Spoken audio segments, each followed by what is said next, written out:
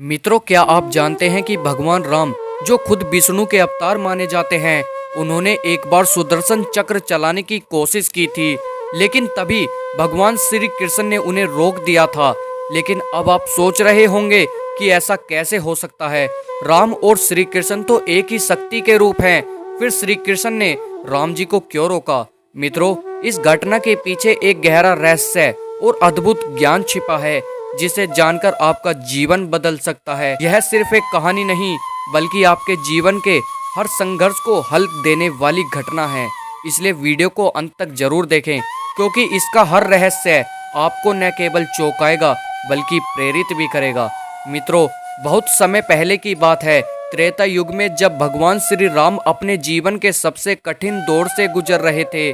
जब रावण का वध हो चुका था, सीता जी को वापस अयोध्या लाया जा चुका था, लेकिन श्री राम का मन अब भी विचलित था। उनके अंदर एक गहरी पीड़ा थी। उन्हें महसूस हो रहा था कि उन्होंने रावण को मार तो दिया, लेकिन संसार में अन्याय और धर्म का अंत पूरी तरह से नहीं हुआ है। श्री राम ने सोचा, मैंने रावण का अंत किया, लेकिन यह अधर्म समाप्त क्यों नहीं हुआ? मुझे इस संसार को पूर्ण रूप से धर्ममय बनाना होगा। इसी विचार में डूबे श्री राम ने सुदर्शन चक्र की शक्ति को पहचानने का निश्चय किया। उन्हें ज्ञात था कि यह चक्र केवल श्री कृष्ण के अधीन है, लेकिन उन्होंने इसे चलाने का प्रयास करने का निर्णय लिया। मित्रों, सुदर्शन चक्र कोई साधारण शस्त्र नहीं था।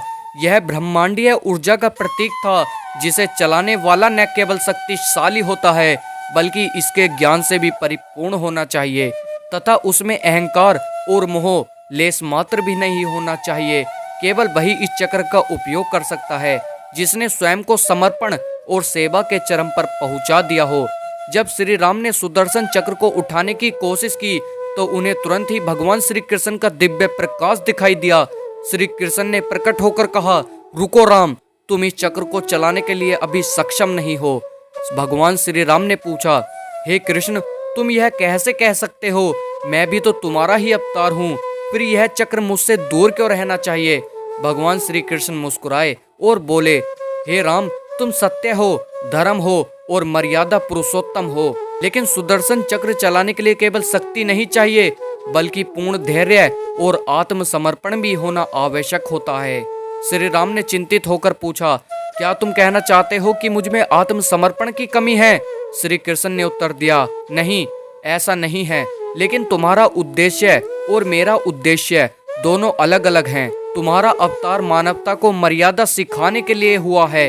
तुमने अपने जीवन में हर परिस्थिति में धर्म और सत्य का पालन किया है, लेकिन यह चक्र ब्रह्मांडीय संतुलन को बनाए रखने के लिए है। इसे केवल वही चला सकता है जो व्यक्तिगत इच्छाओं और भावनाओं से परे हो। श्री कृष्ण ने राम को समझाया कि सुदर्शन चक्र केवल तब चलता है जब संसार में अधर्म इतना बढ़ जाए कि उसे मिटाने के लिए परमात्मा को स्वयं अपना स्वरूप बदलना पड़े। यह शक्ति केवल वही धारण कर सकता है जिसने स्वयं को पूर्णतः ब्रह्मांड की सेवा के लिए समर्पित कर दिया हो। श्री राम ने इसे समझते हुए कहा, तो क्या इसका मतलब यह है कि हर युग में इसे चलाने वाला अलग होगा? श्री कृष्ण ने उत्तर दिया, हाँ, यह भी एक संकेत है कि संसार को अधर्म के खिलाफ अपनी लड़ाई स्वयं लड़नी होगी। परमात्मा केवल मार्गदर्शन करेंगे, लेकिन कर्म मनुष्य को करना होगा। श्री कृष्ण ने राम से कहा, तुम्हारा कार्य मनुष्य को यह सिखाना है कि मर्यादा और धर्म का पालन कैसे किया जाए, और जब समय आएगा तो यह चक्र अपने आप सक्रिय हो जाएगा। प्रभु श्री राम ने सिर झुका लिया और वे समझ गए कि हर अवतार का उद्देश्य अलग है। उन्होंने स्वीकार किया कि सुदर्शन चक्र चलाने का समय अभी नहीं है। तो मित्रों, ये कहानी हमें ये सिखाती है कि हर व्यक्ति की एक अलग भूमिका होती है।